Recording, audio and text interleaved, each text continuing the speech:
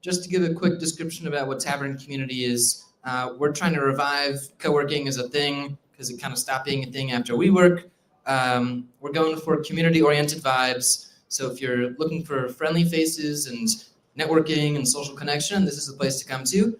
We are launching a membership program this summer. Please God, most likely out of the Temple by Hilton as our first flagship location. And the plan is to slowly expand after that, or quickly expand after that. We are hosting a big yacht party on June 8th to launch the membership program. We've got over 2,000 RSVPs. So if folks want to join the waitlist, please do. We'd love to have you there. With that introduction, I do want to first thank Melissa Cohen for co-hosting today's event. And I'm going to hand it off to Donnie for introductions for the whole team. Perfect. Sound good? Perfect. Okay. Thanks, Ben. Hey, give another round of applause for Ben and the Tavern for doing this. So, how many of you guys know who I am? Anybody? So, how many of you know about Baby Goat Sunday? Right? Well, I couldn't come to New York. I'm going to have to put this back on because I don't wear collared shirts unless I fucking have to. So I did not bring a stuffed baby goat this time. I just wore a different shirt. So if I can get it off without getting completely naked in front of all y'all, which would be a very interesting way to start. Hold on. I wore a different shirt. So figured we'd have some fun with that. So want to introduce the speakers. Let me tell you, I'm a little tired of New York already. My Texas ass. It took 12 hours to get here from Dallas.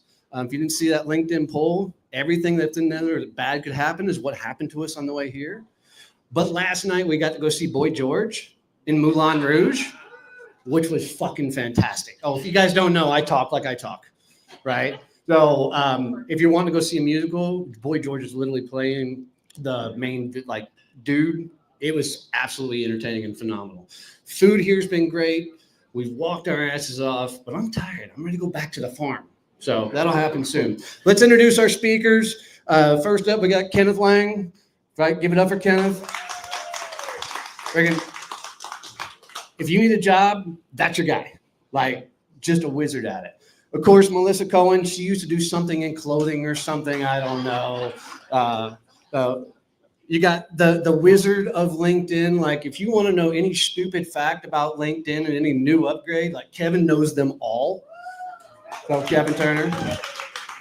And then you got Wendy, who is like mom and like takes care of us, makes sure we're all in the right place. It's just a phenomenal woman. Everybody give it up for Wendy Shore. So we did a poll to see who was in the audience. Like, so raise your hand if you run your own business. Look at that. One, fucking congratulations. That's tough as hell. To whether you were forced out of corporate or you decided to hell with corporate and go out and launch your own job or your own company, well done, because it's not fucking easy, right? Building a business is one of the toughest things I've ever done in my life. How many of you are looking for a job? 1, 2, beautiful. Guys, do me a favor. If you're looking for a job, raise your hand higher for me, please, please. Guys, get with them. Help them find a job. Right? Introduce yourselves to help them about opportunities. How many of you work for somebody else? Not for long. You'll come to the dark side before it's too long. And it is the dark side, right? So we are going to talk about building community on LinkedIn. Peyton gave me like 4 blocks I'm allowed to walk up here. So this is going to be very, very difficult. So, but we're going to talk about building a community on LinkedIn. But I'm kind of curious from you guys, because a lot of you guys in the audience are very, very, very active on the platform as well, right? I'm curious, what would make this event just extremely valuable for you? Like if you walked away from this event outside of some phenomenal networking, what would make this event perfect for you? Anybody have anything they'd love to get out of this? Raise your hand. Ooh, coming to you, love. Beautiful. I want to hear about all of Kevin's little tricks. Oh, Kevin. So the rest of us will go sit down. Kevin, here's the mic. Anybody else have anything they really want to get out of today? Yes. Hi there, Adrienne Garcia. Happy to be here. So I'd love to learn about your systems for engaging. Like, how do you not burn out while building amazing community? Cool. We'll definitely tackle that. Any others? Makes this an amazing event for you, besides seeing how good looking up and I am up here. I know some of you only follow me for Sundays for Baby Goat Sunday, but anything else? All right, let's kick it off then. So I'm just gonna ask random freaking questions from him, do this for a little while, then we'll kick it over to you guys. We are gonna do some mastermind sessions after this to really get you guys working on your businesses and stuff. So get ready, that'll be a lot of fun too. So question number one, why LinkedIn? LinkedIn is all about building relationships.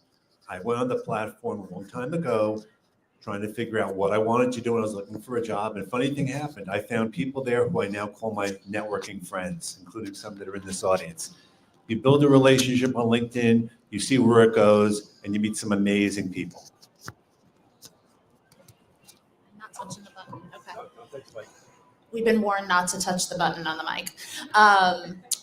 LinkedIn is a platform like no other. I say with absolutely zero sense of irony that LinkedIn changed my life. It completely changed the trajectory of my career. I had a very traditional corporate career for 30 years. And I came to LinkedIn initially because I figured I was going to need to find another job. And instead, like Ken said, I found a community, I found a network, I found information, knowledge, support. And everything that has happened to me in the last 5 years has been because I decided to show up on LinkedIn. I like that. To me, LinkedIn was always the place to kind of stay together with everybody I'd met. I'd traveled and done business in 140 countries. Eat that microphone. Keeping up with people was close to impossible. There was no, there was no digital pen pal, right? It had to be done there. And you could then run into everybody you knew every day. You could see what they were doing. You get updates what they're doing.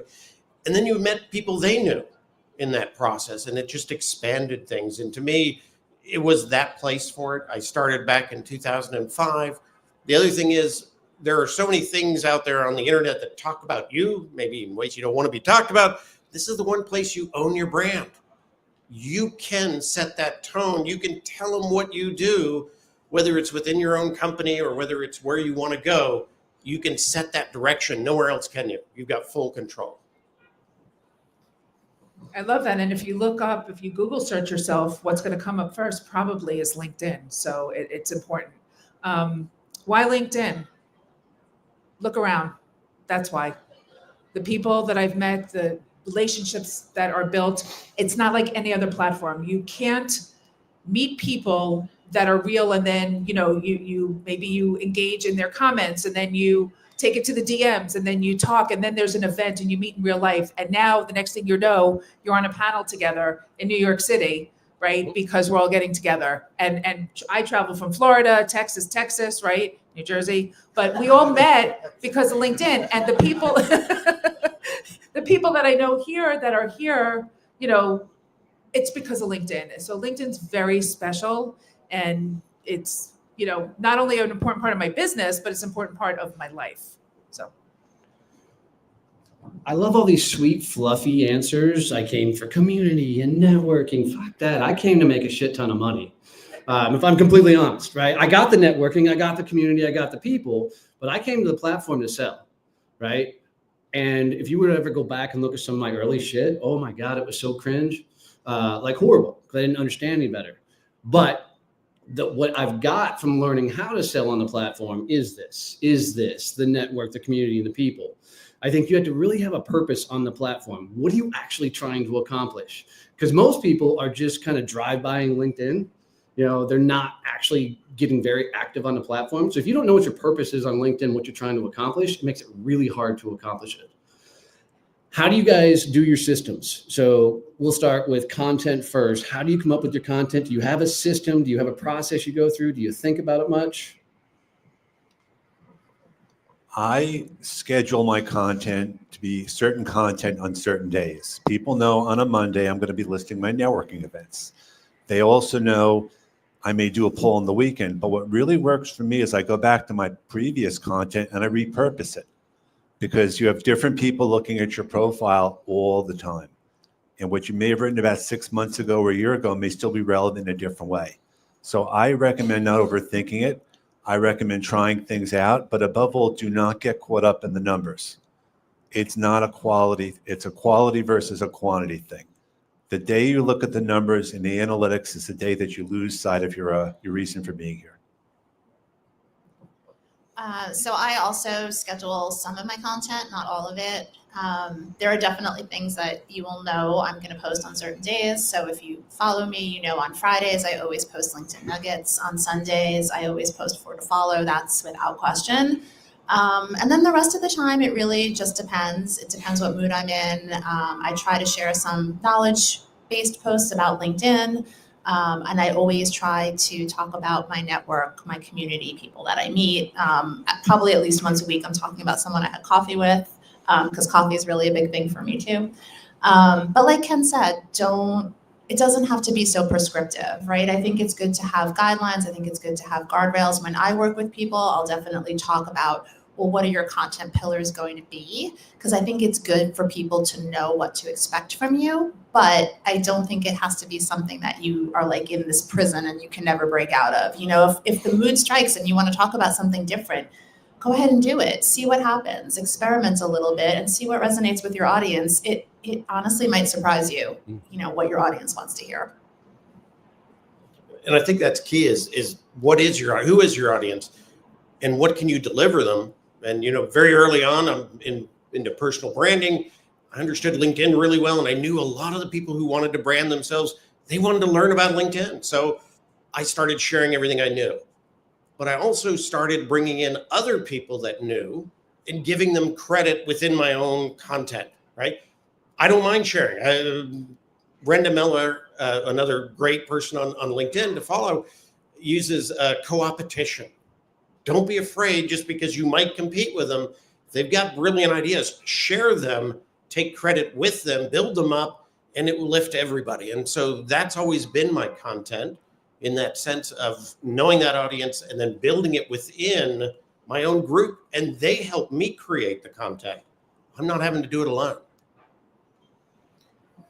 And I will say you've become known for being the guy. You're like that LinkedIn guy who helps everybody like know the features. And you were one of the first people that I saw sharing, you know, incredibly where you do the LinkedIn nuggets and you know, do your 4 to follow. And I tried to follow suit and share other people's things as well, because I read something and it resonates and I go, ooh, more people need to hear this, right? And so I started sharing as well, but it was kind of inspired, you know, specifically by you, Melissa. Content's one of those things, you know, you have so much knowledge in your head and you want to share it, and you can go to a computer screen and you're like, okay, what do I write about, right? Like, I have no idea. And, you know, ChatGPT, helpful a little bit, but it could give you some ideas, but it has to come. So some of the things I'll look at is what's coming up, like International Women's Day and Small Business Month. And then I'll say, okay, how can I do a post that aligns with what's coming up that also relates to my business? And I want to point out that when they were talking about virality, now I do look at analytics because I kind of want to see what posts are doing well, because that means people are liking it. I'll create more of that. Not for ego and not for optics, but more because then I give people more of what they want. I had a video that had like over 5 million, almost 6 million impressions. You know how many people reached out to me from it? Zero. And I've had, and that's exactly what I was going to say. I've had somewhere, you know, you don't have as many impressions, but it hits somebody because we want to help each other with problems. So create content within your zone of genius. And if you're not sure what that is yet and you're figuring it out, just write about things that interest you, right? And start putting the content out that way, and you'll find it. You'll find your niche. So I'm a firm believer that you should be posting every day, no miss, right? And I think you should be posting every day because it's a rhythm and it keeps you going, keeps you active. Because if I stop posting, I screw everything up. Should you post every day? I think you should. I try. I'm going to be honest. I don't, because I don't schedule my stuff for the most part ahead of time. It's something I do want to do, but you know, social media in general is like a parade, right? you're gonna hit some people, and then the parade moves on. Then you're gonna hit Wait, some why other are you people. hitting people in the parade? Are you running them over? I mean, Boom! You're gonna knock them over. You're gonna knock them over with your brilliance, Donnie. okay. Yeah. Okay. So you want to keep posting, and if you're afraid of saying the same thing over and over again, same thing. Not everybody's going to see your content every single day, so you want to keep getting your message out there. And yes, I agree with you. You should post every day, even though I don't. Oh, I know it's coming.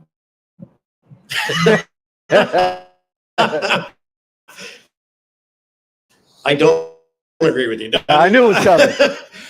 Post if you can have it, right? If you're going to have 5 posts a day and I see it, and none of them are good, you've done nothing for you. You've actually what I call personal branding, right? You mean nothing, you say nothing, but you're taking up space and you're clogging a feed with nothing. That's not worth it. I'd rather you post once a week and add value and then have the time to cultivate the conversation from there.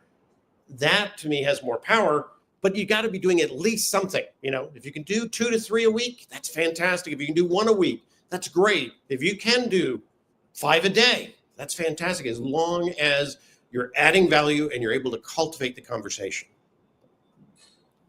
So I'm going to agree with Kevin. Post every day if you have something valuable to say, and also post every day if you're going to be able to keep that up, right? So I would rather see people post once a week, but be consistent, than post every day for a month, get completely overwhelmed, completely burned out, and then they leave or they disappear for 6 months. So for me, it's really what can you comfortably do with consistency? And are you adding value, right? Because I think we've all seen those people that post, just to put something out there. And it's kind of like, okay, but why? Like, what was the point of this post? I post almost every day. Every once in a while, I'm just like not feeling it. And I'm going on vacation really soon. And I actually think I might go dark. And that's really scary for me. Yeah. Like really scary. Yeah. I'm going to make a different suggestion because a lot of people are afraid to post. They don't know what they want to say. They don't know how to say it. So I recommend people engage on other people's posts. Start with something that you're interested in and add a comment there, because you never know where that's going to go. I've made some of my best connections on LinkedIn when I've commented on a post that someone else wrote. So if you're afraid to post or you don't think you have anything to say, I do this at least once a week. I just spend a day commenting. That's probably just as important. So anybody who didn't agree with me is wrong. Hold on. We're coming. Steal the show. It's now yours. Okay. I created my entire business doing just that. Oh, sorry. I'm Wendy Schoen Legal Search. I created my entire business Eat the microphone. just by commenting on the posts of others and adding significant information that I thought was worthwhile. People who wanted to read it. That's awesome. There's a lot of profiles that's all they do. I'm going to try and figure it to come to me, love. That all they do is comment and are building a hell of a community around them. Who you Hi, are? Who are Rola you? Hassani. Just wanted to share that I learned when you're commenting, you're not commenting to the author, you're commenting to give value to others. What do you have to say about that? Great question. So when you're commenting, are you adding value? Are you replying to the person who put the post, or how are you commenting? Two of my favorite words, it depends. I thought you were going to say great post. Oh, no. I mean, it depends on the purpose of your commenting on the post. If you're commenting on the post because you can add value from a different place, absolutely. If you're commenting on a post because the company that you're posting about is interesting and you want to get business, sure. Or maybe you're looking for a job. I don't just post for the sake of posting and do my 5 or 6 or 7 words like great post, emoji. I want to have some relevant value, and I will look sometimes at what other people on the post are commenting on, because that's how you build the synergy. Anybody else want to take it? So first of all, comments are way more important than we 100%. give credit for, right? So it's probably been about 2 years ago at this point, I attended a webinar that Dan Roth was speaking. And Dan Roth is the editor-in-chief at LinkedIn. And he gave great advice, but the thing that really stuck with me, I quote this all the time, is content is king, but comments are the keys to the kingdom. And that like just really stayed with me. And so that's also how I started out, right? Because I was terrified of posting, absolutely terrified. And I started out by commenting. So as far as, are you replying to the author? Are you speaking to the audience? I think ideally you're doing both. I think you're absolutely, acknowledging whatever the original author said. And then ideally you're adding value. One thing I would say not to do is don't hijack people's posts with your comments. Don't link What do you mean? Yeah. What do you mean to hijack? Yeah. Don't link to your own post. Don't link to your business. Don't promote something on someone else's post unless you kind of know that person and have already discussed with them that like that's okay to do. There's people in my network that, we always do things like that with each other, knowing that that's the relationship we have. But don't hijack someone else's post to promote your own stuff. It's just not good LinkedIn behavior. I'd absolutely agree with that. And I see that quite often, people doing that. And it does damage your own brand in that sense of if you look like you're taking advantage of somebody who's done some good work, that's what you look like. And the other thing about it is anytime you're commenting, if you make a comment and you're like, wow, I really like that, it sparks an idea, copy it, put it into a document, it could become your post. And so you're almost like pre-testing some of these thoughts and seeing how they work out. And if they do, put them over there and then create content from those comments of your own. Yeah, that's actually a great idea. That's one of those sparks, right? When you're sitting in front of the computer, the spark is a comment that you made on somebody else's post. But I'm just going to agree.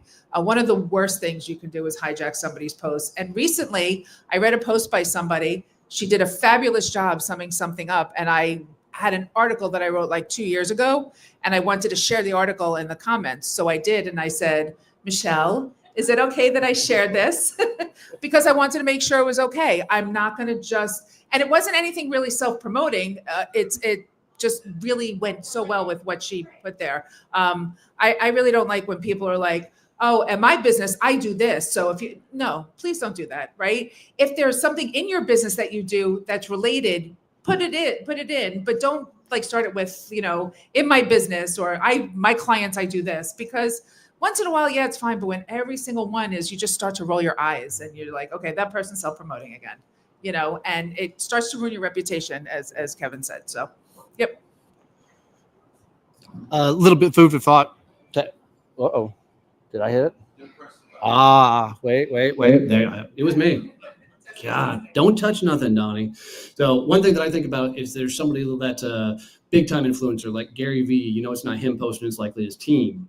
On there, I'm going to go add a shit ton of value and like teach further on their content, because Gary Vee and me are never going to be friends, right?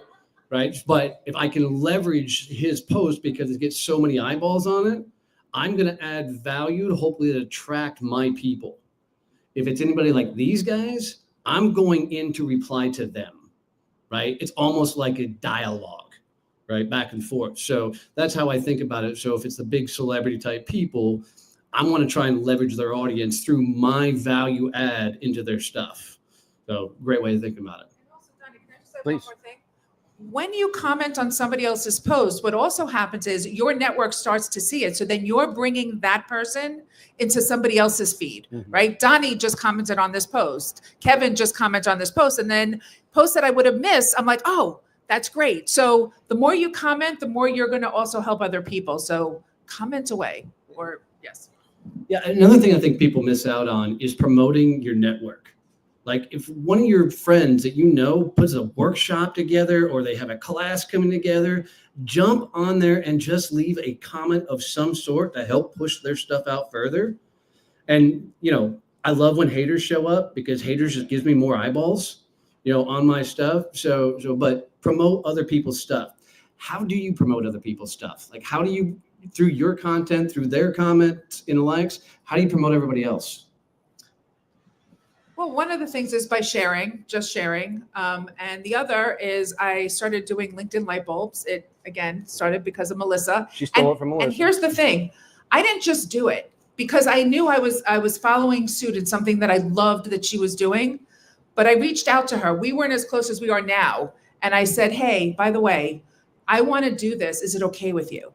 Because it was mimicking. And yes, mimicking is the most sincerest form of flattery, but you don't want to steal other people's ideas. You don't want to steal what they're doing. So if you can add a different take on it, a different twist, but I've just felt that it was important for me. So I share people's stuff. I try and highlight people in my light bulbs, and just, share.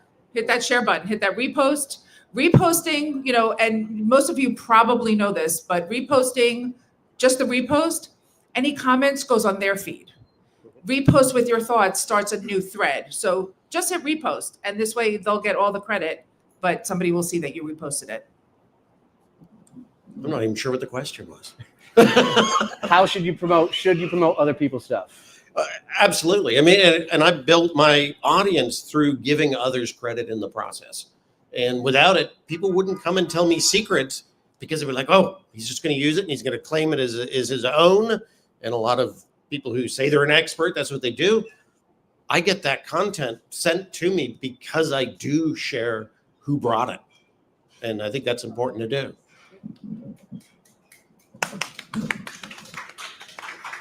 Golf clap. Oh, do you have a question, Michelle? Okay. Dun, da, da, da. Hold on. I don't need a mic. I'm very loud. We're recording. People are watching online. You do need a mic. All right. So my question is, you see a post that you like that someone else did, and you can bring a different spin to it or bring different information to it, but you were inspired by them. What is your rule for attribution? I like to be able to say, oh, Melissa Cohn inspired me to do X, Y, and Z. What are your thoughts on that? Ooh, great question. Hold on. Who wants it? There it is. This way I don't have to answer the same question. Yeah, I would do exactly that, right? I would write my post and then I would put at the end, thanks to Michelle Bufano for inspiring this post, or, in some way giving a soft attribution. And it honestly not only makes the original author feel good, but it makes you look good too, because people pay attention more than you think, right? I have had people text me and say, check out so-and-so's post. Doesn't that look exactly like what you posted last week? Mm-hmm. And I'll be like, oh, well, yes, it does. So, Matter of fact, it's the same. it's really pretty verbatim. People notice stuff, right? And you might think that you're fooling people, but people do notice. So imitation is the sincerest form of flattery, as long as you give credit, right? I love when people tell me they're inspired by something that I do and they want to do a version of it. But give credit, put your own spin on it, and make it your own. Anybody else want to talk? Kim? I think it's just as important, and this is old school LinkedIn, like maybe 5 years ago, where you would Old school LinkedIn. Yes, I ask people permission sometimes before I tag them. That used to be one of the best practices. You don't just tag people or do spam tagging. And I will say, is it okay if I tag you? Now I have a relationship and it's understood, but I will not. There is some people I know that spam tag. They send 40 or 50 people on there, and I've had to remove tags. I just don't want to get caught up with every single thing. But it's because most people don't understand the process. 100% agree. If you're that person that like in the comments tags like 30 people, stop. You got a question? All right, coming to you. Dun, da, da, da. Yeah, we're getting on audio. We got live streams as well. So can we pass it? Thank you. Hey guys. Go ahead. Go. Sorry, bud. I did. Hi, Christina Massa. So I have a question. So we used to have the imagery that we used to be able to write Put the like mic right quotes next to your inside of mouth. it. Thank We used to be able to write like quotes inside of it. So I do a lot of my own drawings and quotes. Is it a good idea to repeat them, or is it tedious? So people, oh, she's doing this again. Like I've seen a lot of folks do that, like repeat. Is that good or bad? So repeating content. Well, I draw my own things, right? Okay. Adobe Illustrator, draw my own drawings and their quotes or whatever, and I just post them like once a week. Same So posting basically the same content over and over But again. it's like images, right? In her case, they're drawings, they're images and creative. So should you repost your content over and over again? Should you, especially it's fun. Who wants it? Repurposing content is extremely valuable. When you really think about it, and you put your post out there, if you put it out at 8 a.m, it's a different audience at 3 p.m. You can repurpose it in that sense of timing. But the other thing is, if I put something out, not everybody's going to see it. If I put it out again next week, or normally you want to give it a little more time than that, right, to air out, give it 3 weeks, a month, or 3 months. That's all brand new for many, many people. So if it's good and it resonates, bring it out, sometimes even update it with any kind of current stuff, and absolutely do it. Anybody else want to add? Yeah. Second. No, Nope. I mean, basically, I was going to say the same. I was going to say the same thing. I was just ditto. So I sat across from a CEO of a pretty good sized company, and he said, "Why the hell do you post baby goats?" And I said, "Because people beat on me long enough, so I finally freaking started talking about the farm." And he said, "Donnie, my clients don't give a shit about baby goats." Okay, his exact words, right? Hi, honey. What are you guys thinking about when authentic is an overplayed fucking word? Like, nobody even knows what authentic means anymore, right? It's just been bastardized. So where do you guys stand on, sharing the personal side of your life? The very fact that the CEO asked you that question means it worked. 100%. Right? Exactly what I told him. You're memorable. There's 1,000 freaking people that do the same thing you do, whatever it is. How do you stand out, right? I'm a LinkedIn coach. I'm a personal branding coach, whatever you want to call me. There's 1,000 people that do that. What makes me different, right? So it's something as simple as I have a little tagline in my headline, the Good Witch of LinkedIn, right? People remember that. It's a conversation starter. People ask me about it. Where did it come from? What does it mean? Anything you can do to be memorable and to stand out in people's minds in a good way, not in a bad way, that's what works. So of course, like, you don't sell baby goats for a living. We Really. do, I mean, but- yes, but not as your primary Right. source of income. But everybody remembers you. Right. You say baby goat, what do you think? You think Donnie. Yep. So just the fact that that was his question, Proved it worked. it proved it worked. I'm gonna come back to you. Just to stay. So I don't remember you from the Good Witch. I remember you from LinkedIn Nuggets, for to follow. Right. I go specifically looking for your content because I'm finding a new audience. I'm also finding new inspiration because anybody else ever been mentioned in LinkedIn Nuggets? Holy hell, what happens as soon as that happens? Like, your shit blows up, your DMs go freaking bananas. So thank you for the half a dozen times I've been in there. And what's it? Bonus nugget? I've been a bonus nugget too, which is really, really fun. But what about the rest of you guys? Authentic, take it. You know, a lot of it is in the sense of when you're putting yourself out there, right? And you don't always have to share personal information. You can share personality, right? Because some people not everybody's comfortable with that. Not everybody has goats. Right? How many Thank people God I wouldn't here be school. actually have goats, right? Or something that unusual. But what it really is people respond to people. And there's a great book out there, if you haven't read The Go-Giver by Bob Burg, that you always hear that know, like, and trust. That's Bob Burg. That's the message behind there. That's what people do business with. They do business with Donnie because they like Donnie. They trust him. Not really because of his baby goats, right? So find whatever that is, that personal information or that personality, just that extra little thing that works for you, right? Thank you, Vanna. There you go. So I'm going to come to you. Should everybody have this same signature they put in every comment they post on LinkedIn? Just curious, asking for a friend. I just wanted to piggyback on the brand. I'm empathetic. I'm an empathetic job-seeking coach. So people know that about me, and I speak from that because I was out of work for 2+ years, so I do get it. Now, does that mean I have any different skills than you, Melissa? I don't know. But the point is, we have different brands, and we support each other, and we learn from each other, and that's the most important thing. And if you got questions, just feel free to, oh, there we coming. Oh, come right. Saw that one first. We're coming back. We're coming back. Beep, beep, beep, beep, beep, beep. There we go. Beat the microphone. Hi, Karen Cooper. I'm actually going to piggyback on what you just said about the signature. I see a lot of people in their post on the bottom have like, hit me up if you want branding on LinkedIn or something like that. So what are your thoughts about having like, I guess like a signature or like a I help line on the bottom of your posts? Kevin, you want to take that one? Should you have a signature on your post and on every comment you post on LinkedIn? Blanding. You know, you definitely want to get your message across, but the one thing you want to be careful of is don't be spammy in it, right? Don't be demanding. Don't say I'm the only one who does this and it's at $8.99, right? So know what it is. I do actually, even on my comments, I have a signature. The signature's got about 8 different versions, and sometimes I mix them up. Have you shown your shirt Oh. yet? That's my evolving, right? That's where we're all going, so that's where we are. But no, I mean, definitely bring that message across. But LinkedIn does look at content, and if they identify something as spam-like or spammy or just, you know, a little too gross, they're going to downgrade it.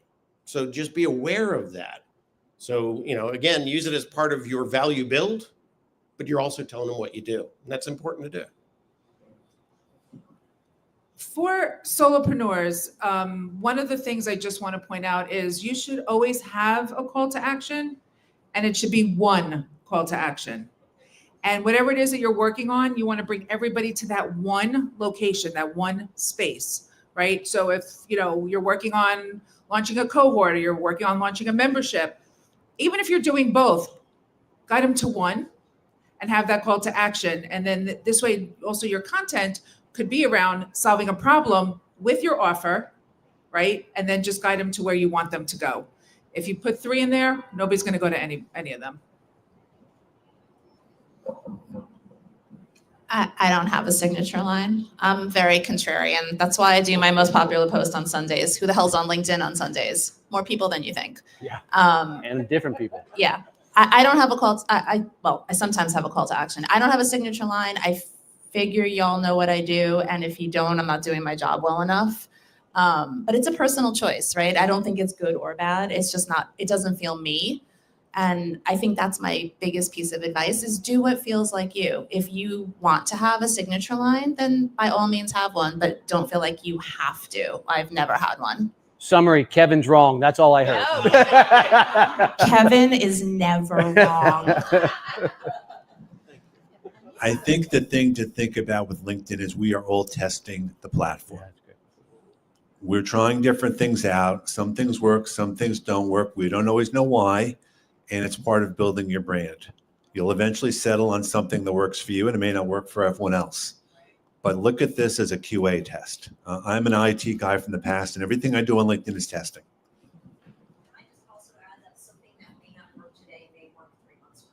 So she said something that worked today may not work 3 months from now.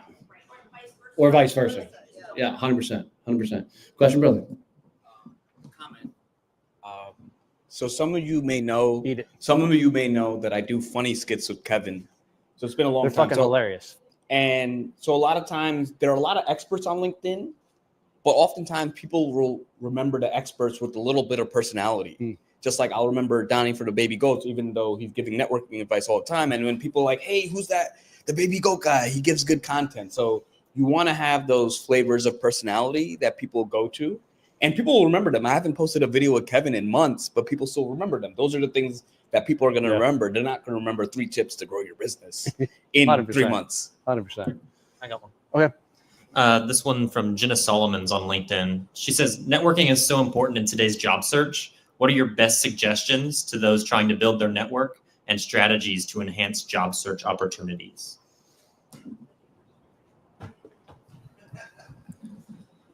Use the platform to build relationships. You are not getting your job from LinkedIn. You're going to get it from a relationship. I wholeheartedly feel that it's a great place. Think of it as a digital Rolodex. But if you think you're getting your job because you connect with someone, you'll be very mistaken and very much disappointed. I'm also going to say follow that advice if you're not looking for a job. because guess what? Next year you might be, or you might be looking for clients for your business, or you might just want to meet new people. So I view LinkedIn as the world's greatest virtual water cooler or greatest virtual Starbucks, right? Whatever you want to call it. It is where you can meet people from anywhere. And one thing I would say is I don't follow that old like LinkedIn 2015 advice of connecting with people in your, old school, really old school, only connecting with people in your industry. I think that's horrible advice, right? First of all, that's just boring. But to Ken's point, we tend to not get our next opportunity, our next job from our first level connections, right? There's been all these studies about how most of the opportunities we have come from those things that are called weak ties, people that are called weak ties. So it's not just your network, it's who your network knows.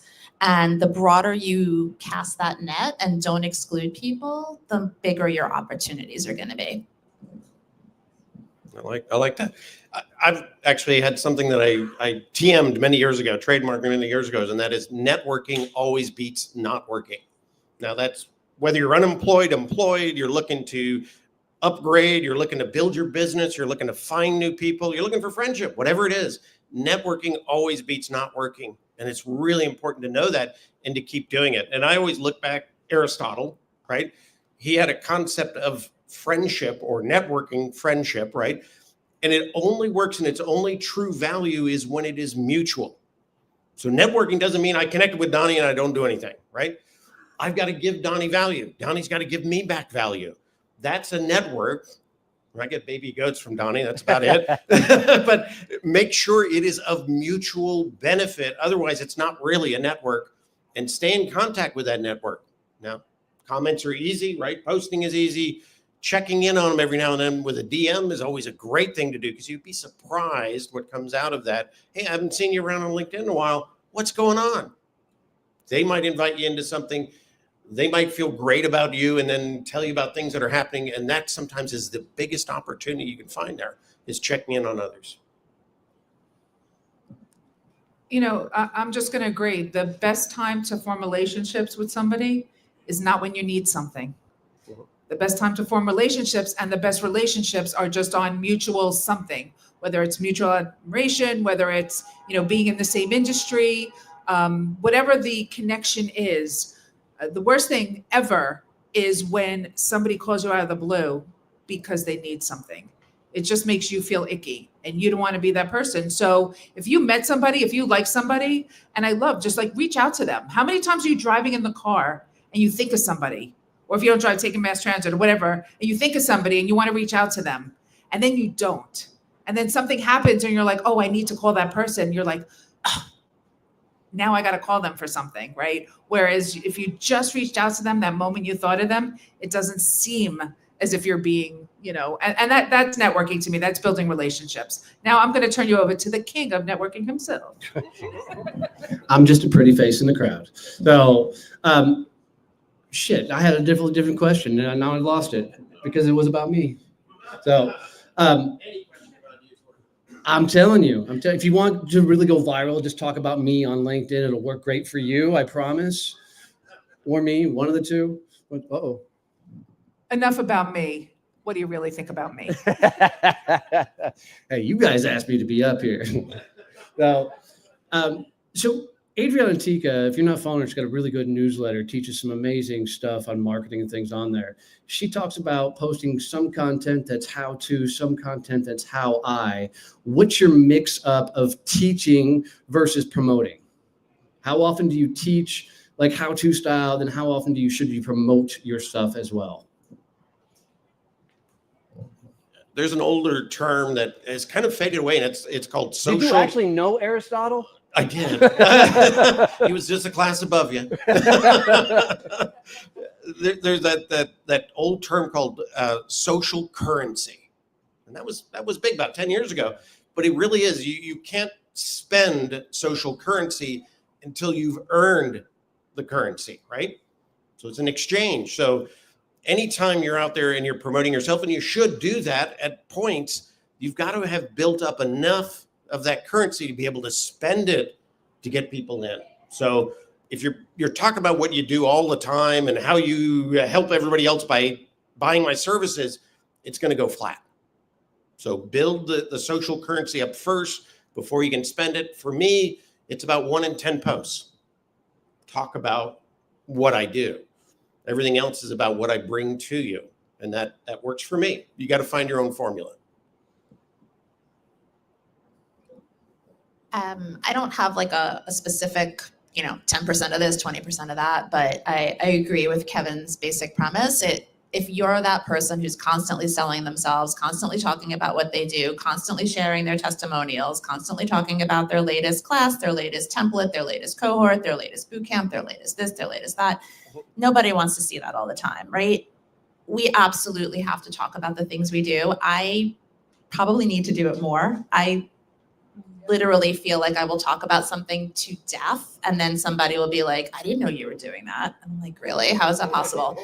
So it really is a balance, right? And a good way to really have that balance is to make sure you're talking about other people, right? What are other people doing? We talked about how can you support other people. I'd say at least 25 to 30% of my content is talking about other people, right? What are they doing? What did they share on LinkedIn that was interesting? Why do you want to know them? What are they working on?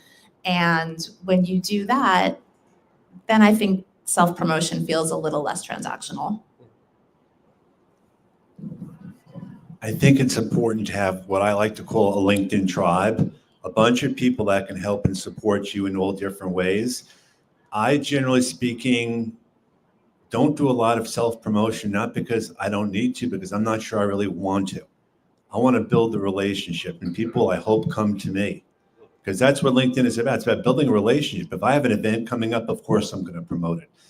But if there's someone else's event, I'm going to promote that. But I don't want you to come to me and be that other icky person I'm selling my services. It's about building relationships. And I go back to that again and again.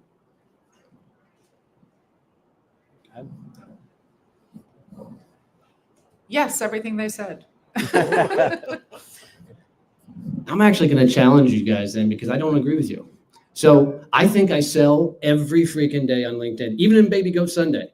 I'm going to put a spin on it, and I do it from a perspective of I'm going to teach networking, because I think there's a lot of stupid idiots out there trying to teach networking that don't know what the fuck they're talking about. So why don't you guys teach more the actual skills and tricks and things that they should be doing in their business so you can sell without selling? Tell me more. Oh, no, I put more about what to do and less about myself always, because self-promotion can feel icky, right? And as solopreneurs, we really need to. I don't find you self-promoting, Donnie. I find you That's helping. the magic. Yes. And I, if you're helping people, you're not self-promoting, but you are promoting your business by showing that you're an expert in a certain thing, right? So, and people don't want to hear the bland, right? They want to hear the brand. No, they don't tell it in a way that anybody else can. Use some of your experiences, but always be teaching. ABT, always be teaching. ABL, always be learning, right? Be the student and be the teacher. So, yeah. And Comment. Yeah, comment there. Here we come. Here we go. Swallow it. Yeah. Hi. So I definitely have a lot to say. You guys have been awesome. Thank you. First of all, we should all clap. Second thing is, let's go Knicks. Big week. But how do you feel about diversifying risk? And what I mean by that is having all the eggs in the LinkedIn basket versus maybe diversifying or taking the network and the community is such a huge part of what all you guys are building and doing. How do you take it sometimes off platform, whether it's newsletters, other sources of content, your own website with your own blogs or whatever, or in-person events, which is what today is, right? So, Great question. Guys, if you are not building an email list, you are losing. Also, don't sleep on Substack. Anybody playing on Substack yet? And get over there. It feels like early Twitter and stuff. It is really starting to move. How do you guys want to handle this? I hated social media. I still kind of hate social media. When I joined LinkedIn in 2008, because the company that I was working for went Chapter 7. I didn't even know Chapter 7 was a thing. I'd only ever heard of Chapter 11. I was really fortunate. I actually went back to my former employer. I was out of work for like 2 months. So I never did anything with that LinkedIn account, with that LinkedIn profile. When I reinvigorated my LinkedIn in 2020, it was because I was laid off from that same employer I had rejoined in 2008. So I've been there almost 12 years. Posting felt incredibly scary. It felt incredibly risky. I was never a social media user, and I'm still largely not outside of LinkedIn. My business is really almost entirely based around LinkedIn. And I have started an off-platform newsletter. I have my own website. I make sure that I am on as many podcasts as I can be on. I do live events. I think it's really important to diversify. I did join Instagram. I don't love it. I can't build a community on Instagram the way I can on LinkedIn at all, but I'm there. And I think it's a really good question, and it's a really important point. So to Donnie's point, build an email list, right? I was very reticent to start a newsletter on LinkedIn. I felt like one more thing I had to do and a lot of work, and it's actually super easy. They make it incredibly easy to start. They make it incredibly easy to get a decent amount of followers. The problem is you don't own that data. So if LinkedIn ever shut down, the fact that I have 8,000 or 9,000 subscribers to my newsletter on LinkedIn isn't going to matter because I can't find any of them. When you have an off-platform newsletter, which is a lot harder to grow if you're doing it the right way, which means not just throwing people's emails in there because you happen to have them, it's hard, but I own that data.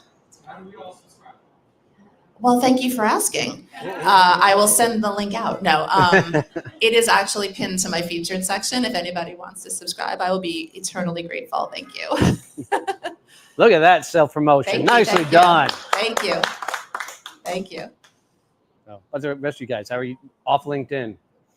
Off LinkedIn, I think, you've got to only take on what you can handle. If you can't do it well, don't do it. Don't try to be on 12 platforms, right? But also realize any platform you're on rented land, right? You don't own it. They could have you go. You could decide you want to go. You don't own it. So do kind of spread that risk out a little bit. For me, it's LinkedIn and YouTube. No, most of my YouTube is about LinkedIn, but it's still there. And I have that ability to kind of, if I had to transition from one or the other, just in case something happened. But if LinkedIn goes away, you're in a lot of trouble because there's nothing left to talk about. Sometimes LinkedIn doesn't go away and you go away, which is a whole nother story. So you got to be prepared for that and how to get back in and, all those good things. But I do think, don't overextend yourself. You don't have to be on every other platform. I see people trying to do it and they're taking videos and they're repurposing it 5 different times and this, that, and the other. And they're basically burning themselves out. That has no value. Focus on what you can do, build from LinkedIn, but build from there as well. So you've got your backup. And I do agree with, building your database of connections, contacts, customers, be able to separate that, be able to dice it and use it in different ways. Always important to do. Yes. Yeah, I mean, basically that's it. You're on rented land, so you don't own it. I had built a big following on Facebook years ago. LinkedIn is not Facebook. And then I was not getting emails. And when I left, I kind of just pivoted, changed a little bit. I didn't have any way to contact anybody. Now, if I get on Facebook and I do a post, and I will, like, if something happens, good, I will now and then sign on. I get hundreds and hundreds of comments immediately because I had this following, and I don't know how they're still seeing what I'm posting. I don't have that on LinkedIn, but I was very late in building my own email list. Had I started back when I was starting social media, I would have a very big list. Now, if they close down, or what about that day that Facebook and WhatsApp went out and Instagram all shut down and people freaked out because they have no way to get in touch with anybody? So build your own list, own your own land, and then you're not stuck. And again, I'm late to the game doing it, but if I can do it, you guys could certainly do it. So work on it. Yeah, if you want to. He's like trying not to push. I don't want to. I think it's just as important to build the relationships besides the email list. I mean, you come to an event like this, you have so many people you can connect with. I love going to in-person events. I love going out there to Chamber of Commerce events, networking events, because you can see people, talk to people, learn from people. If LinkedIn goes away tomorrow, I mean, I have ways to connect with people off the platform. And I probably spend less time on the platform now than I used to, just because, not that I don't need to, but I relish the relationships I have off the platform even more. Yeah, that's awesome. I even have an own private paid community as well off the platform for that very reason, because if LinkedIn goes away, I don't want to lose my audience. Coming to you, Alan. So just thinking from the OG old school perspective, like what are your thoughts on doing an actual paper newsletter that you physically mail to like a select group of like 20 to 30 people, you know, not a mass mail, but like, because I've been writing some handwritten, you know, like thank you cards and stuff like that. And when I get actual mail, I'm like, whoa, a letter. Like it's really cool. It's old school, I guess. But what's your opinion on doing that? So Kevin, he's asking you specifically. He said old people. So old people, should we do newsletters? Yeah, old school. You know, there's actually somebody who's brilliant at this. A guy named Angus Grady, and he's in England. He calls it lumpy mail, right? He sends things that are lumpy in the mail, and people get them. He turns more business into leads by sending things like puzzles and says you're the missing piece, right? Or he hand paints a card and sends it. Because you think about, we're bombarded with digital stuff all the time. Somebody does something like that, it's really personal. It hits home. It makes you different. You know, people think about instead of sending out holiday cards, send out Thanksgiving cards, right? If you're giving giveaways, give them a giveaway they put in the fridge and it stays forever, like Tabasco sauce, right? With your name on it. Think about things that make you unique in that sense. And mail is one of those big things. I know people who are getting jobs by faxing resumes to companies and putting them to the company, you know, the CEO of the company, instead of trying to email them, which would have been deleted, or if they send it in the mail, that one would be deleted because they'd say it's thick enough to have a resume, get rid of it. But they were faxing them in, and anytime you get a fax now, it gets delivered to you because they're like, that machine in the corner, it actually worked and it produced something for you. So think about sometimes the interesting angles that other people have forgotten about can be a huge kind of competitive advantage for you. So always be thinking like that. And I think that's incredible. So to add to that a little bit and just talking about really building that brand on LinkedIn, anybody follow Dale Dupree, Sales Rebel? This dude's fucking genius. He sends these empty Dunkin' Donuts boxes. He'll send McDonald's Happy Meals for all of his prospecting and stuff. So follow him. He's got a lot of cool things that he does, very much like the lumpy mail, but it's something to completely set yourselves apart from everybody else. So phenomenal. But that's the power of building a personal brand when you're teaching something very specifically. Because now Dale, who's not even freaking here, like talking about Adriana and Tika, who's not even here, they're providing so much value. Their names get brought up in the right circles. Right? Was there another question in the back? No? Oh, I thought there was. Coming to you. So far, so good. We getting some good nuggets out of today? No? This sucks? I mean, I'll try and do better. Here we go. USA. Hi, I know everybody up there. It's Denise Jackrow, Born to be Me TV. I have a question. So everyone's talking about rented land, but no one has brought up that you can upload, download, sideload all your contacts, all your connections, all your content on LinkedIn so that LinkedIn doesn't keep it. You have it. It just takes time to upload everything. And the same thing with Facebook. You can upload everything. And then when you start posting new information, just to add to the to-do list, keep track of when you're making new connections and consistently upload your connections because like they said, you never know when everything can shut down. Yeah, it's beautiful. You don't know that. You just go into your settings and you can download all your data. Have some really fun with that. Upload that to ChatGPT and ask it to find you the prospects you didn't recognize.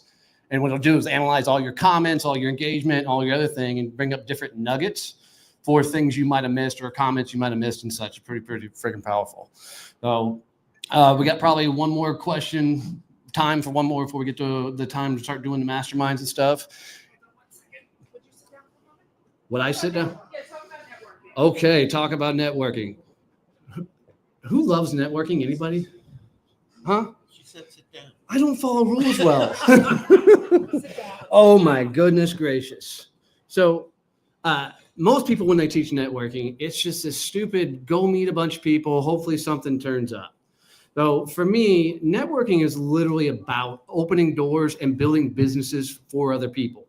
Okay, so if you think about, you know, what you're doing in the marketplace or how you're showing up, you know, I forget who said it earlier about building value first. One of the greatest things you can do is open doors for others. So on a weekly basis, how often are you looking at things like, how many people have I made an introduction for? How many people have I shared their post? Or how many people have I specifically gone and commented on their stuff and brought them a ton of value? So and another good trick is if you have that person that has something you need and you haven't talked to them in years and you're like, God, I really need to get a conversation with that person. Take them something. Hey, I saw this and thought of you, right? Go a couple of days, make them an introduction to somebody else, right? And bring them value, then go a couple days, do it one more time, bring them value 3 or 4 times, and then say, hey, it'd be awesome to catch up. But bring them so much value that it's not greasy when you do make the ask. Did I take up enough time? That's perfect. All right. And so I just want to say just a couple of things. So this event here is made possible because it actually kind of started with Donnie, right? We met Donnie on LinkedIn, and then Donnie did this event in his hometown called the Badass Business Summit. It will be happening again in September. If anybody wants to join us, I already got my ticket. Melissa got a ticket. We actually bought it that day. I think Kevin did as well. And we all deepen the relationship, right? Like here we're all meeting each other and you're meeting new people and you'll be friends. But when you spend 3 days with somebody and really getting to know somebody, those relationships deepen. So I was coming to New York back in December and I reached out to Melissa and I said, hey, I'm coming to New York. Let's do a get together. And it was literally just going to be a happy hour somewhere.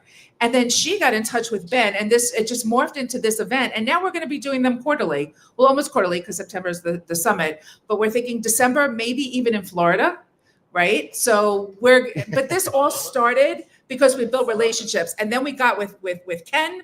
And so I wanted to thank everybody. Like this has been so wonderful. And I just wanted to thank everybody for being here. So I got my speakers a little gift.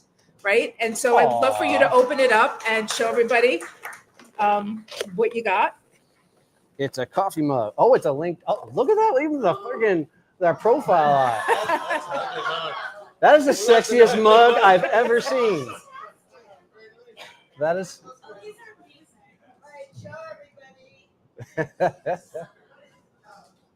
And it says the goats of LinkedIn. Right. Right. And capital for the greatest of all time, right? GOTS. That's rad. Mine at the bottom says, don't be a dick. It does. That was redundant. I didn't know you were going to get a LinkedIn mug today. That's awesome. That's awesome. Thank you, love. Appreciate you. I appreciate you. Okay, we got time for about 1, maybe 2 more questions. If you guys have it out there, raise your hand up and get you. What we're going to do is we are going to break you guys into small little masterminds. You have a question? Okay, come right to you. And then, thank you, love. In these masterminds, what we're going to have you guys do is talk about where you're at on your journey. So if you're looking for a job, we're going to put all you guys in one group. If you run a business, we're going to put you in a couple of groups. If you work for somebody else, right, we're going to put you in a group and allow you guys to do. But what you're going to do is you're going to go around and share something that's a challenge in your business and then collectively work together to get through whatever that thing you need in your business. So you guys are literally going to mastermind and help each other out. So, and then we're going to be sitting in these masterminds with you, helping, coaching, advising, just to get you guys some cool information. It's a cool way to get a lot of free advice for your business and network at a whole different level. So get prepared for that. Any questions from the gallery coming to you? All right, looks like we got a couple hundred years of collective experience here. So what Add a I would- zero. what I'd like to hear is what is one of the best kept secret features on LinkedIn that is like the GOAT? From each of you, please. Best kept secret, and here you go. I'm going to say that content on LinkedIn is incredible, right? But the feed is horrible. It's full of junk. It's full of things you don't want to see. It's full of things that LinkedIn thinks you want to see, but you don't. Ads and all that stuff. Use their filter system. I actually figured this out about 4 years ago, and I put a video out on it. Basically, when you go to the search box, put your cursor in the search box, hit return, pick posts as your first filter, pick latest as your next filter, right? Because that's the ones that is latest, and that's not the ones that LinkedIn thinks you should see. Then you want to pick last 24 hours. And then you want to go all the way over to the filter that says from whom. And you want to put in the creators that you always want to see, right? And as you're adding those in, they'll pop up and you can go to the next one, add them in. I always suggest, because sometimes it gets a little persnickety in the middle and sometimes it dies, copy that URL every now and then. Now, what you do at the end of that is you then bookmark it and give it a name. Maybe it's top 10 customers I want to talk to, right? Or LinkedIn experts or goat raisers, right? Be a short list, but there's one here. But that's what you want to do. And when you click that, you will get this personalized feed that only has what you want. And it runs in a flow. There is no advertising. It runs in a flow that you can comment, you can react, and then you just scroll down to the next one. And if you've got that set up so that every 24 hours you click that one button and you've got the people you want to interact with, maybe they didn't post anything. That's fine. It's blank. You click it the next day and there's 20 of them, right? Do it. I've got a couple of those filters. One of them has 160 people in it. I've got another one for like insiders inside LinkedIn, people I know. It's really, really cool, and it puts you in control. And what you end up doing is not scrolling through all that junk where you're basically spending hours a day on LinkedIn trying to find something. Here you found what you want. The only thing I'd caution is once you've done that, you're going to see exactly what you've asked for. Every now and then go in the open feed and swim, because it's going to burst your bubble. You're going to get some new stuff, but a lot of it's also going to be based on what you already pre-filtered. So LinkedIn becomes much more accurate even in the open feed. So that's mine. I'm going to add on to that. If you have Sales Navigator, you can actually add a lot more filters to it and create a whole bunch of these. It will curate a feed in there based on those filters. So I think the biggest thing people sleep on is Sales Nav, just with the things you can do. One of my, $150 a month, something like that. That filter process you can do in the freemium. Love that. My favorite thing inside the Sales Navigator is the one checkbox that I love to click. So I will create a list of prospects, companies, and things that I want to talk to and follow. You can click one button that says active on LinkedIn in the last 30 days. This is how you find people that are in your prospecting world that are actively working on LinkedIn. So you can now go do the butter up where you're commenting, liking their post, and the likes. That's extremely valuable. So, and I'm just better than Kevin. So coming back, got a question. I saw a hand in the back. We're coming to the back row. I'm Brad. Also do some work on LinkedIn. I wanted to add to Kevin's comment. When you set up those filters, there's actually a limit. I think it's like 28 people. So the filter breaks after that amount, and you actually Kevin's going to argue got with a you. rebuttal. Yep, here it comes. Hold on. In this corner, we have one gray-haired dude taking on another gray-haired dude. And that's why I say it's persnickety, right? You get a certain amount along. Usually it's around that point, somewhere near 30, and it breaks. And then you lose all that good work you've done. That's why I say about every 10 people you add, copy that URL and then keep adding. And if it breaks, you've got the last safety net, and then you can add from there. And again, I've got one with 160 plus on it. So you can go beyond that, and it does work. And if it's that list that they're not posting a lot, put as many in there as you can, because you're only going to see a few posts anyway. But yeah, that's how you break that mode And the other thing is, if you come up with an incredible list and you've got friends, maybe they're searching for a job, maybe you're targeting on the same stuff, you can send them that copy of that URL and they can click it and get the same results based on their network. You So can't do that with Sales Navigator. you can share that openly with other people, and people like Kenneth, he'll send that out when he knows somebody's searching, for technology jobs, sales manager, blah, blah, blah. He can create that and share that link, and it's good for anybody else as well. They don't have to do the work. Oh, the filter is basically where you have your content search box. You put your cursor in the search box, you hit return, you go to the first filter, you select post. It'll start as all, you select post, then you select latest, then you select, I always do last 24 hours because I'm going to check it every day, right? And then you go to the one that says from whom or something of that sort, and then you start adding names, right? And it'll populate them. Every now and then you hit show, and then you add a few more names, you hit show, copy that URL about every 10 times just in case it craters, and that'll get you past the 30, but that's how you do it. Other LinkedIn things that people shouldn't be sleeping on? Like, what are some anything you guys found? They're like, Nobody wants to follow. I know. Nobody wants to challenge it. There's two more that are incredible. One is actually the Career Explorer. So if you're looking for a job, it's on the LinkedIn GitHub. But if you Google LinkedIn Career Explorer, that's the easy way to get there. It's going to take you to a page and it looks at your profile, and then you put in the target position you want, right?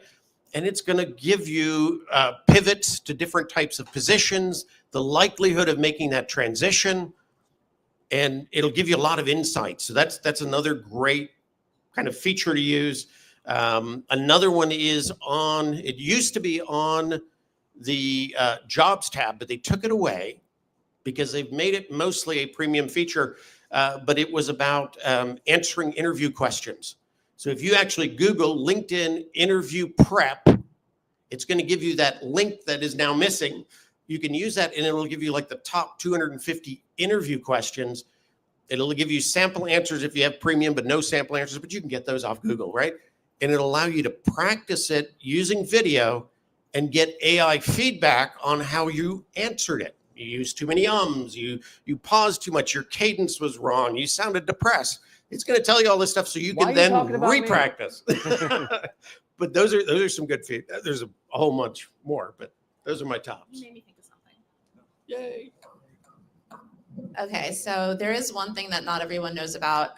If you are a premium subscriber in any fashion, whether that's business premium, career premium, or sales navigator, every year you get to give 10 free trials to people that you want to give them to. A lot of people don't know that. And it's They're 2 months. Yes. It's a great thing to do, right? If you know somebody who is in job search and doesn't have premium, if you know somebody who could benefit from those, the upgrade. The only caveat is they can't have had a free trial before. And oftentimes, even if they recently had a paid subscription, they won't work.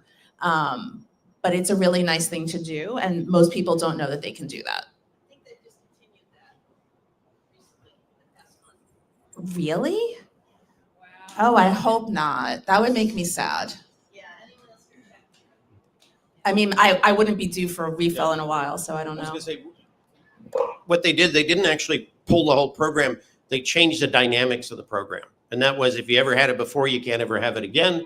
If you ever use a trial on LinkedIn, you can't have any trials going forward. People used to come back every year and get a new couple of months, and then they would, But now that's been the big change. Is it's still there, it's still available, and we confirmed this with Allie. It's available and it's 2 months, but the parameters are: if you've ever touched a free trial, don't ask for it because it's just going to go dead as a link. And So if you're a veteran, you get 1 year premium free. not only veterans but mill spouses as well, they can have LinkedIn for free for a year. Yeah, awesome. One thing to add to that, and I'll probably get banned from LinkedIn, but they have the abandoned cart that works, because I've had renewal and then I've canceled, and they'll say, wait, how about if we give you Oh, reduced price. Yeah. Yeah. Yeah. Yep. 100%. One other thing don't sleep on is articles, because articles is one of the few things that takes LinkedIn off of LinkedIn, right? Because it emails all your subscribers or followers of the article. So think about that. It's a curated list. Newsletters. Thank you. You're right. Newsletters. Yeah, right. So use the newsletters because it emails the people when you post that newsletter, right? Don't spam it and try and do it every day. But if you're going to do a monthly or weekly newsletter, it's a phenomenal way to go. Also, if you have your own curated email list, you can just do your LinkedIn and tell your subscribers, hey, you're going to get this before I post it to LinkedIn. And don't forget to add the link. If you're going to use that newsletter, add the link to your own personal newsletter so they can sign up for that as well. Yeah. Any last thoughts, guys, before they get us the hook and get us out of here? Right. Oh, yes, ma'am. Hold on.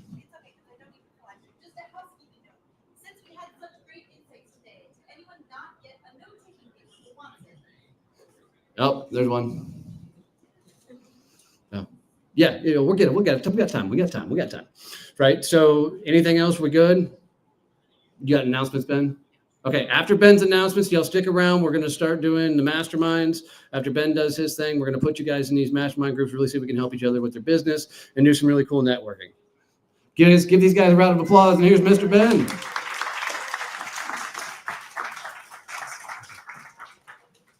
I'm going to hand it back to Donnie in just a minute, and he's going to break everyone into mastermind groups. The structure of the rest of the afternoon, we're going to do the mastermind activities. This is also a co-working event, so if you have to get work done, this is a good time to go do that. So whether that's in one of these spaces or outside in Tempo by Hilton, the rest of the lobby, feel free to use any of that space. These are drink tickets. Everyone here gets a free drink at the end of the day as part of their ticket. So come and find me, Madeline, or one of the speakers, and we'll be able to give you drink tickets. Happy hour starts at 4:30. The drinks are good for any happy hour drink, but not like a premium cocktail. So with that, Donnie, back to you. Thank you. And if you're not a drinker, bring me your tickets. So, guys, give another round of applause for Ben, Tavern, all this stuff. Okay, so we're in this tight space. We're going to have to expand out a little bit. What I want you to do is, guys, create groups of 6, 7, maybe 8 people. Put your chairs in a circle, right? You just get together however you want. And what we're going to do is literally, as you guys are all hanging in there, whoever traveled the farthest to get here to this event, or whoever took 12 hours to get here, but whoever, once you get your little groups together, police yourselves and make it quick and easy. But whoever took the longest to get here, you are the table champion, and you're going to run that group of people.